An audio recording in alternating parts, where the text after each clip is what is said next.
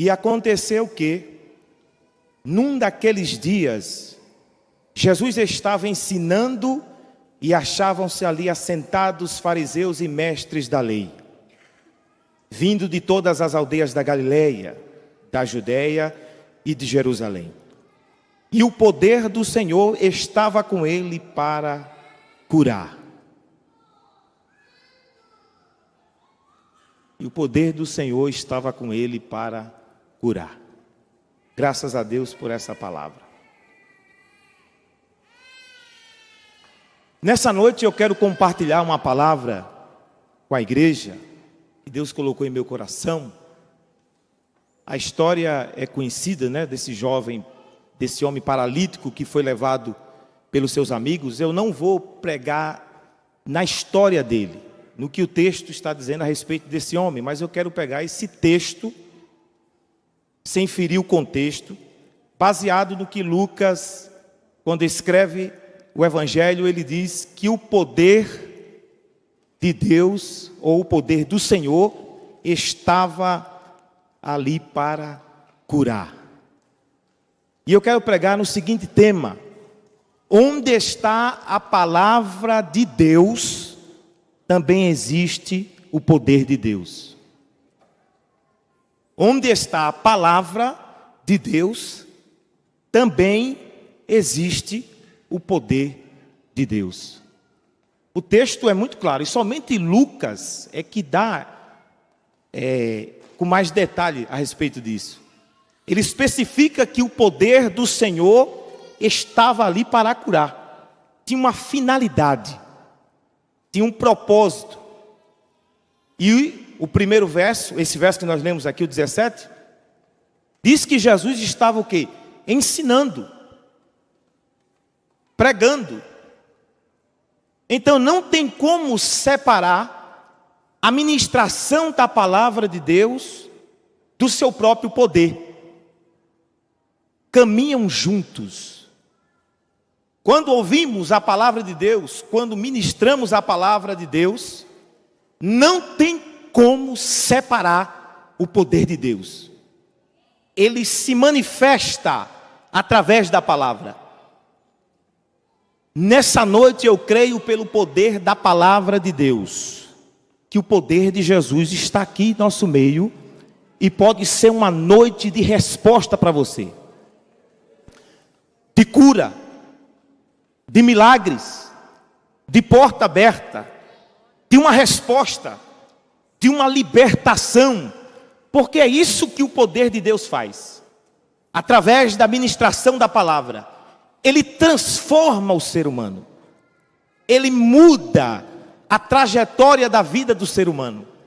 Uma certa feita, Jesus falou em João capítulo 5, versículo 24, ele diz assim: na verdade vos digo, todo aquele que crê naquele que me enviou e crê nas minhas palavras, não entrará em condenação, mas passou do caminho da morte para o caminho da vida.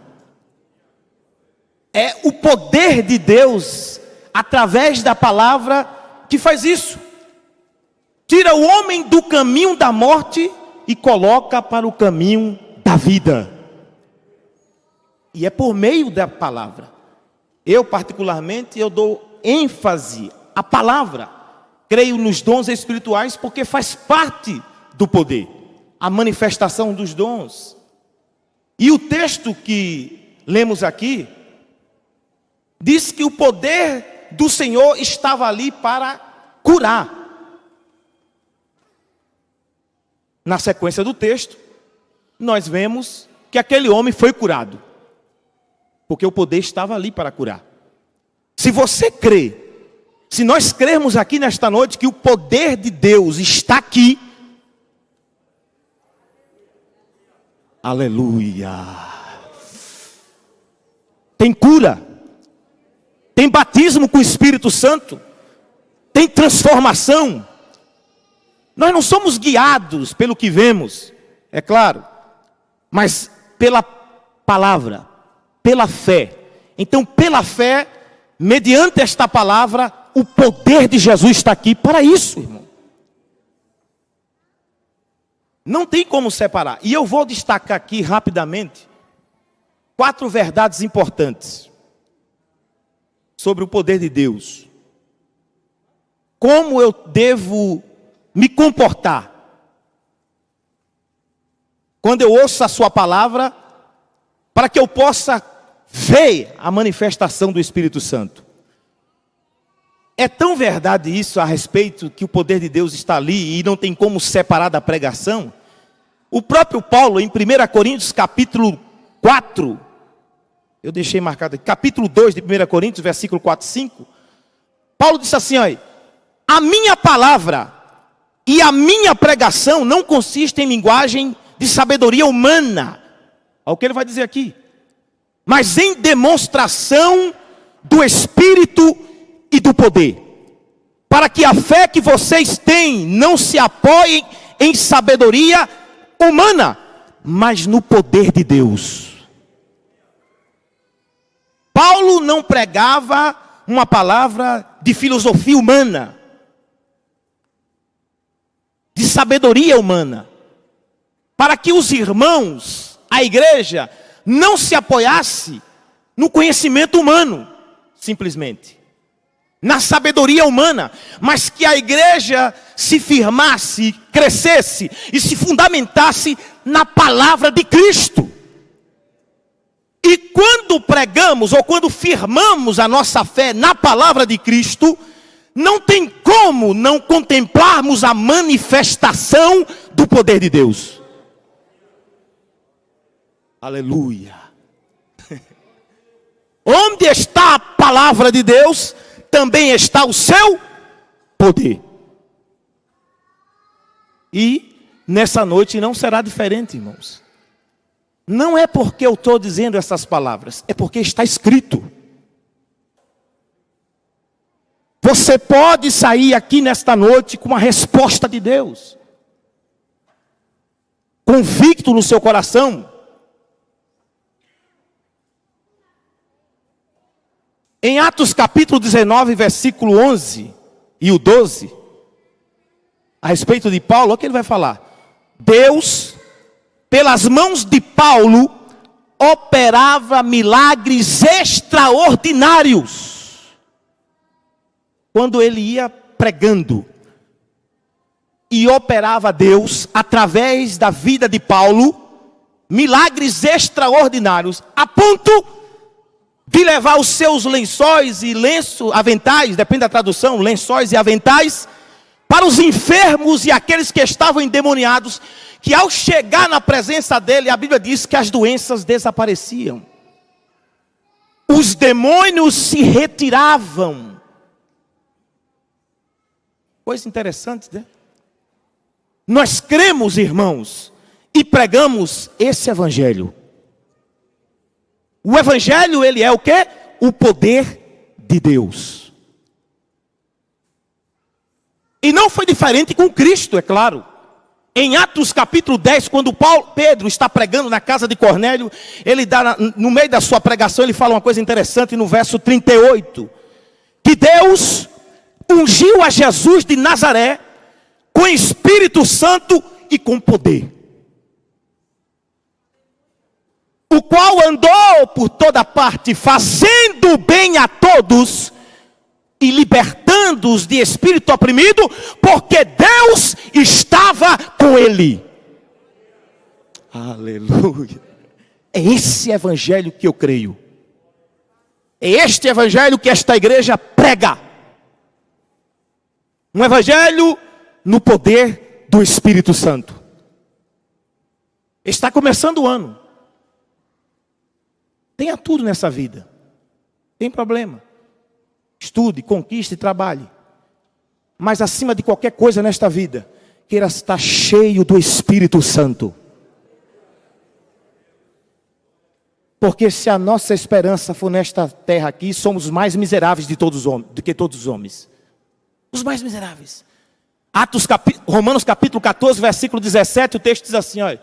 O reino de Deus não consiste em comida, bebida, mas em justiça, paz e alegria no Espírito Santo. Aleluia. Quando quando Jesus foi tentado no deserto e teve êxito sobre Satanás, a Bíblia diz que ele voltou para Nazaré da Galileia. Em Lucas capítulo 4, na altura do versículo 14, o texto diz assim: e Jesus andava na Galileia no poder do Espírito Santo. Para de contar a história do passado, de falar que antigamente se curava, que via milagres, que não sei o que e etc. O passado se foi, mas vamos viver o presente nesta palavra de Deus, no poder do Espírito Santo. De quando você entra na igreja para prestar culto, para adorar esse Deus, você sai renovada, cheio do Espírito Santo, uma alegria incomparável. Você contempla os milagres de Deus em qualquer área da sua vida. Chega de viver uma vida carnal, natural, melhor dizendo, e carnal, que também acontece dentro da igreja. Infelizmente, a verdade tem que ser dita. De andar na carnalidade ou de uma maneira natural, mas sim viver do ponto de vista espiritual, fundamentado na palavra. E aí, vamos contemplar o poder de Deus. Devemos crer nisso, irmão. Quantos milagres já aconteceu aqui na igreja? E acontece. Quando a igreja ora, Deus cura, Deus dá resposta. Por quê? Porque o poder de Deus está aqui também, por causa da sua palavra. Você crê nesta noite que é uma noite de resposta? Eu vou destacar aqui, se a pregação, Jesus estava pregando nesta casa, e Lucas diz que o poder do Senhor estava ali para curar, e a palavra estava sendo pregada, ensinada. Hoje aqui é a mesma coisa. Jesus está aqui, nós estamos pregando a mesma palavra, e esse mesmo poder de Deus está aqui. Parece que eu estou batendo na mesma tecla, né? É para que isso entre no seu subconsciente, grave aí dentro de você. E eu vou destacar a primeira verdade sobre essa questão do poder de Deus. É que tudo está disponível no mundo espiritual. Começa no mundo espiritual, para que se manifeste neste mundo aqui, real, concreto. Sai do abstrato para o concreto. Está lembrado em Mateus capítulo 7? É sobre o poder de Deus isso aqui, ó. Versículo 8, ele diz assim: aquele que pede, recebe. Aquele que busca, encontra. E o que bate na porta, abre-se-vos-á. Não é simples, irmão? Bendito Deus. Isso é o poder de Deus, é simples. O texto é taxativo, ele está afirmando, ele está asseverando. Aquele que pede, recebe. Quando você vai a uma padaria, vou dar um exemplo simples. Você vai na padaria comprar um pão francês. Quando eu cheguei aqui, pastor, eu paguei um mico na padaria. Porque cada região tem um nome, né? Eu cheguei na padaria aqui na Vila Guarani, meu irmão morava aqui na Vila Guarani, em 2008. Eu cheguei na padaria, vi o pão que eu vejo lá no Nordeste, que eu via em Sergipe.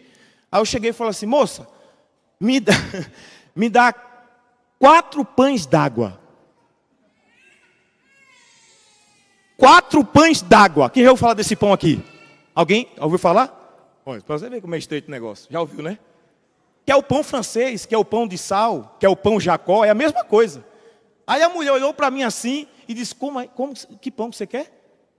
Esse daí, irmão, esse aí, pode colocar esse aí. Apontei para ela. Mas onde eu quero chegar, o exemplo simples aqui. Por que eu pedi o pão d'água, ou o pão francês? Por que eu pedi o pão francês? Porque eu vi que ele estava disponível no balcão. Se eu não enxergasse o pão francês no balcão, certamente eu não ia pedir. É claro, é óbvio. Preste atenção nisso aqui. Eu não iria pedir, porque eu não estava vendo o pão. Só que a palavra de Deus diz o seguinte: aquele que pede, por que recebe? Porque está disponível. Aleluia. Meu Deus, se você crê que a sua cura está disponível, ela é sua. Você vai receber.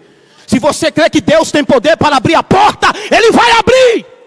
Deus não vai deixar você sem resposta. Você está entendendo isso aqui? É simples. O texto me revela de tantas verdades na minha simplicidade, porque eu sou pesado em palavras, eu estou dizendo, está disponível para você. O que você precisa, o que você necessita, o que você anseia, o que você deseja, o que você sonha, está disponível. No balcão espiritual não falta nada. Por isso eu creio que o poder de Deus está aqui e tem cura, tem libertação, tem resposta, tem porta aberta. Você vai começar o ano crendo que está disponível para você o que você precisa. Tem alguém entendendo essa palavra? É simples. É simples. Está no texto. Tudo está disponível. Isso aqui é fé. Eu não estou vendo o pão espiritual, mas eu sei que ele existe, que ele está disponível, que ele é real. Porque a palavra diz assim em Marcos capítulo 11, versículo 4. Tudo que você pedir em oração, crendo, recebereis. E assim será convosco. Ou recebeste, diz o texto. Marcos 11, 24. Tudo que pedir em oração, crendo, recebeste. E assim será convosco. Qual é a dificuldade? O que é que nos impede? Se eu sei que está disponível. Está disponível. É o primeiro ponto que eu destaco. A primeira verdade a respeito do poder de Deus. Que através do poder de Deus, tudo que eu preciso está disponível. É simples. Não importa o tempo. Não importa por onde e como vai acontecer. Eu não quero saber. Eu sei que existe. Isso é fé. E não tem como. É claro que eu vou destacar 4 verdades aqui a respeito disso. E todas estão relacionadas à fé. Mas eu tenho que separar aqui para isso me dar entendimento, abrir minha mente, mudar ou quebrar os paradigmas. Porque se eu sei que as coisas desta vida, o reino de Deus não consiste nisso, é paz, justiça ali no Espírito Santo, mas eu sei que faz parte do contexto da vida cristã aqui nessa terra, porque a minha esperança não é no que eu vejo, mas se eu peço e creio que está disponível, Deus pode me dar. Foi isso que Jesus falou com os discípulos. Ele chegou lá em João capítulo 15, ele disse assim, eu sou a videira, meu pai é o lavrador. Quem não estiver ligado nela, não tem como dar fruto. Quem estiver ligado, vai dar fruto. E quem dá fruto, ele limpa para que dê mais fruto ainda. Aí no versículo 7 do capítulo 15, aí antes ele diz assim, porque sem mim nada podeis fazer. Aí no versículo 7 ele diz assim, se vós estiverdes em mim, e as minhas palavras estiverdes em vós, pedireis tudo o que quiserdes. Eu tenho que entender isso, irmão. Pedirei tudo o que quiserdes e vos será feito. Está disponível nessa noite a sua cura, libertação, transformação, porta aberta, milagres, porque o poder de Deus está aqui nesse lugar. Oh, Rabacandarai, porque a sua palavra está sendo ministrada. Meu Deus. Oh, Racandarabás. Oh, Jesus, aqui vai ter resposta hoje. Meu Deus. Está disponível. E se não for assim, não tem como você receber. Hebreus capítulo 11, versículo 6. Ora, sem fé é impossível agradar a Deus. Todo aquele que se aproxima dele deve crer que ele existe e que é galardoador daqueles que o buscam. Quem pede recebe, quem busca encontra. E o que se bate na porta também ela vai abrir para você. Tudo está disponível. Segunda verdade que eu destaco aqui. Se o poder de Deus está aqui, primeiro eu tenho que entender o seguinte. Claro, a ordem aqui não importa e existem muitas verdades. Eu estou destacando 4 de tantas. Mas a ordem não interessa. Mas o que importa é o seguinte. Primeiro, está disponível. O que eu preciso está disponível. Segundo, preciso reconhecer a autoridade de Cristo. Preciso reconhecer a autoridade de Cristo. Cristo é uma autoridade. E a autoridade aqui que eu me refiro é aquele que tem poder de reger, de governar, de administrar. Cristo tem isso. E quando se reconhece a autoridade que Cristo tem, meu irmão, essa fé aqui, Deus fica maravilhado. E ele ficou como ser humano. Lá em Mateus capítulo 8, está lembrado da história do centurião? Quando ele disse assim, vamos sintetizar aqui. Ele disse assim, Senhor, basta uma palavra tua e o meu servo será curado. Uma palavra. Ou seja, uma ordem. Uma ordem. Quem dá ordem é quem tem autoridade. É que foi delegado para isso. Seja em qualquer departamento da igreja. E você e eu que fazemos parte de um departamento, seja do ponto de vista profissional, na empresa, na igreja, deve se respeitar quem é autoridade. Porque se eu respeitar aquele que tem autoridade, assim também um dia eu serei autoridade também. É assim. Para ter autoridade, primeiro tem que sujeitar-se à autoridade. Submeter-se à autoridade. E esse homem disse isso para Jesus.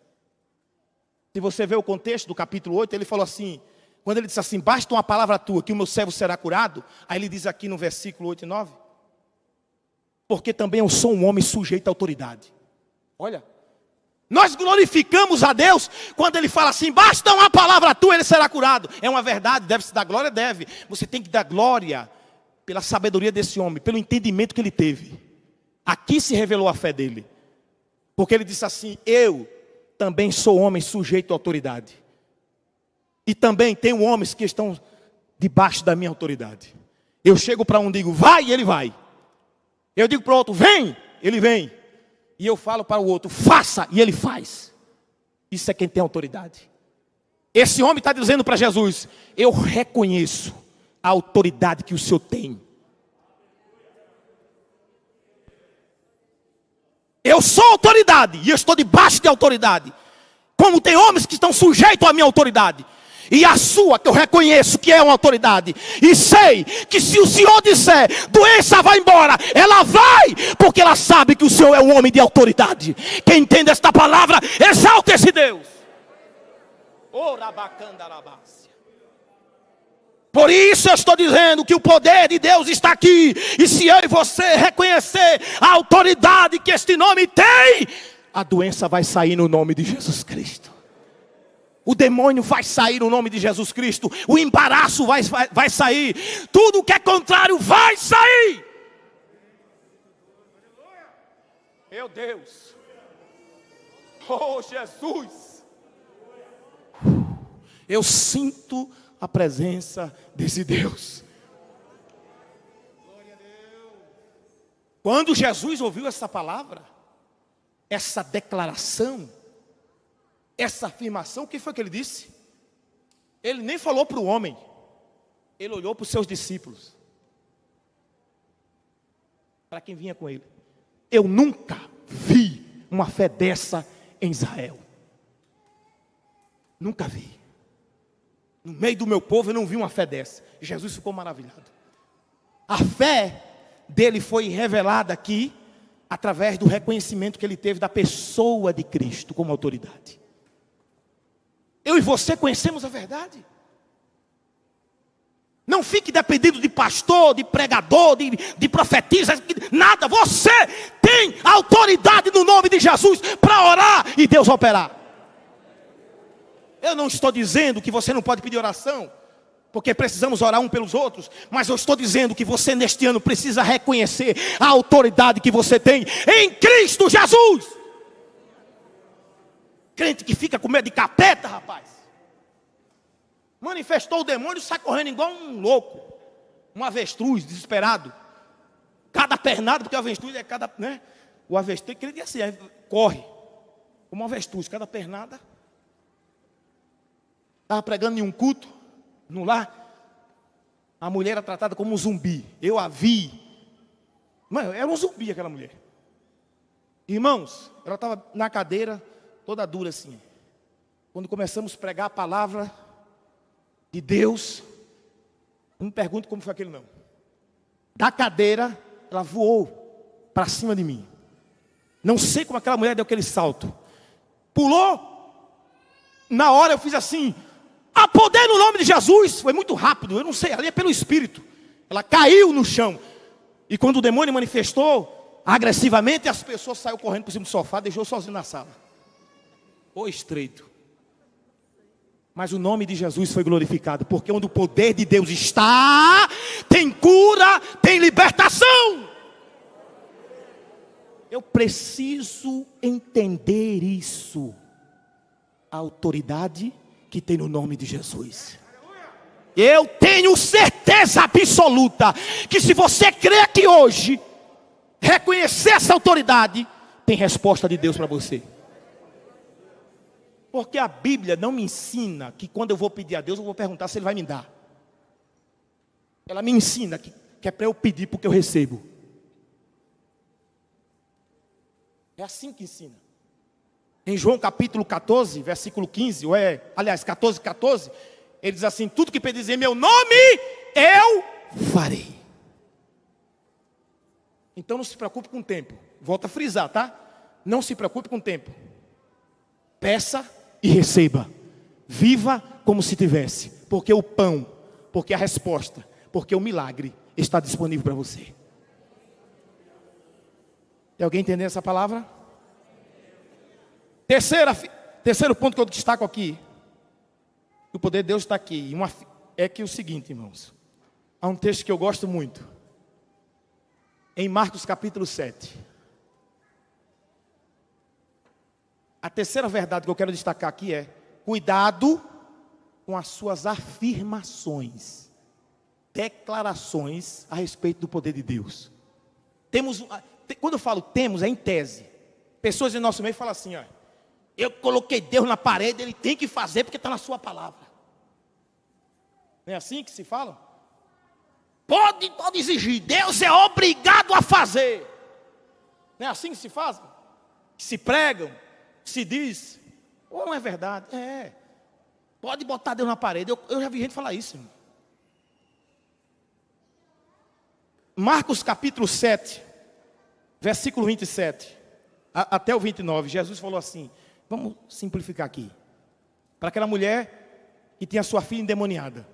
O que ele disse para ela? Filha, não é justo eu pegar os pães dos filhos e dar para os cachorrinhos. Presta atenção nisso aqui. Não é justo eu pegar o pão dos filhos e dar para os cachorrinhos. Olha, essa mulher responde para Jesus: eu sei, Senhor, eu compreendo isso. Ela entende a sua posição perante o judeu. Ela, como uma mulher gentil, entendia a posição do judeu, porque Jesus veio para os judeus. Ele dá essa palavra para ela, porque era uma tratativa da época. Não é os cachorrinhos no sentido pejorativo da palavra. Era uma coisa que o gentio falava a respeito do judeu, os judeus falavam a respeito dos gentios. Aí ele diz assim, ó, ela fala assim para ele, melhor dizendo: eu sei, Senhor, eu entendo isso. Ela está dizendo isso aqui, eu compreendo. Mas também os cachorrinhos comem das migalhas que caem da mesa dos seus senhores, ou das crianças que comem, caem as migalhas, depende da versão. Irmãos, quando esta mulher falou esta palavra, o que foi que Jesus... Eu gosto da narração de Marcos, que aqui está o segredo, para ter conotação do que eu estou pregando a respeito do poder de Deus, na palavra.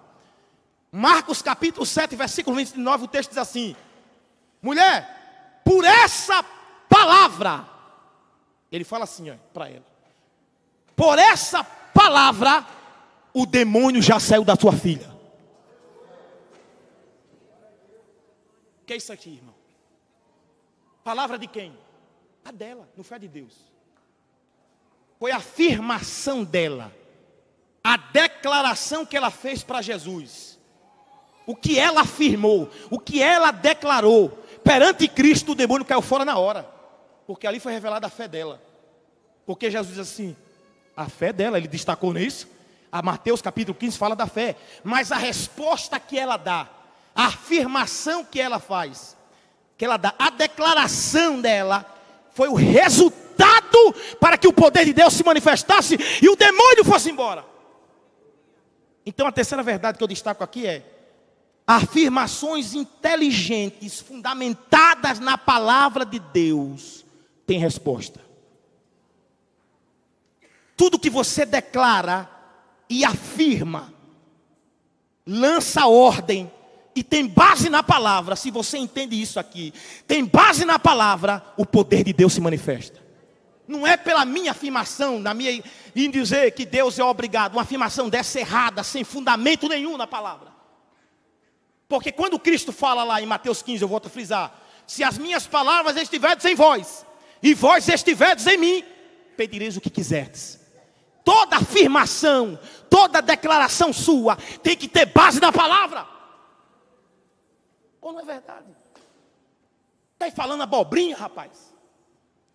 Pensando que Deus é empregado ou faxineiro. Precisamos compreender a sua palavra. Precisamos entender que o que eu preciso está disponível. É só pedir. Preciso compreender a autoridade que Jesus tem. E em terceiro, eu tenho que ter cuidado com as minhas declarações. Ai, Jesus, está gostosinho. Mas está gostosinho. Tem que ter cuidado. Tem alguém entendendo essa palavra? Se você declara conforme a escrita, conforme a palavra de Deus, tem resposta para você. Vamos caminhar para o fim. Eu não estou inovando nada aqui, tudo simples. Em quarto lugar, sabe o que eu destaco? Se Jesus pregava e o poder de Deus estava ali, porque Deus era com ele para curar, então quando se prega, Deus provê. Deus traz resposta. Deus dá direção. Deus dá sabedoria. Deus dá discernimento. E assim sucessivamente. Aí a quarta verdade que eu destaco é o seguinte. É simples, você já sabe. Crê na palavra. Bom, por que eu vou dizer crer na palavra? Crê na palavra. Se a palavra diz que o poder dele está aqui, creia. Creia. Em Romanos capítulo 4, versículo 18. Esse aqui eu vou ler. Olha o que diz esse texto aqui. Que texto curioso. Que é o quarto tópico que eu estou destacando aqui. Que é crer na palavra de Deus. Olha o que ele vai dizer aqui no capítulo 4, versículo 18. Eu vou ler nessa versão aqui. Veja só. Abraão. Vamos para o 19. Isso aqui é Abraão. Verso 19. E sem enfraquecer da fé, levou em conta o seu próprio corpo já amortecido, tendo ele quase 100 anos, e a esterilidade do ventre de Sara. Ó, o 20.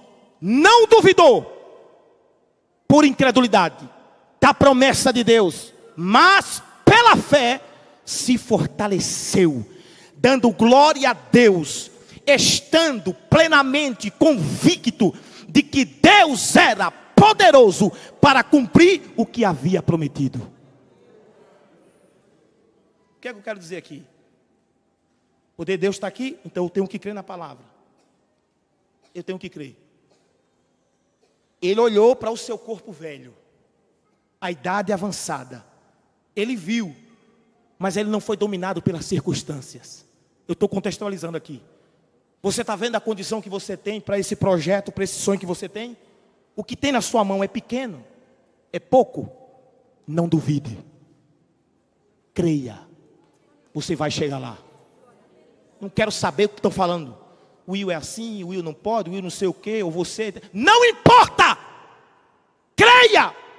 O que é que o texto diz? Ele não duvidou. De quê? Da promessa que Deus lhe fez. Não duvide no que está escrito neste livro. Custe o que custar. Creia. Ele viu o seu corpo e o estado da sua esposa, já velha também, e estéril. Mas ele não duvidou da promessa de Deus. Você está entendendo isso aqui? Se você crê aqui comigo, Se nós crermos neste poder de Deus que está aqui, pelo poder desta palavra, tem resposta para nós aqui. Vou dar mais um exemplo aqui, Tiago capítulo 1. Olha isso aqui, irmãos. Eu estou acabando, é o finalzinho aqui, olha.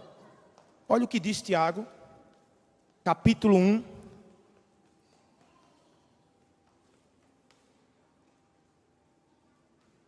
E...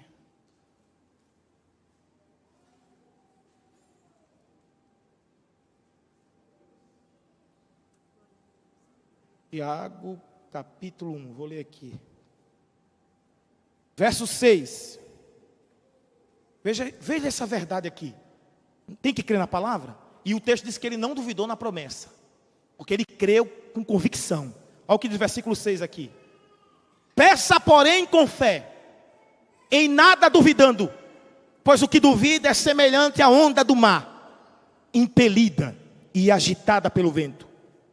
Que uma pessoa dessas não pense que alcançará do Senhor alguma coisa, sendo indecisa e inconstante em todos os seus caminhos.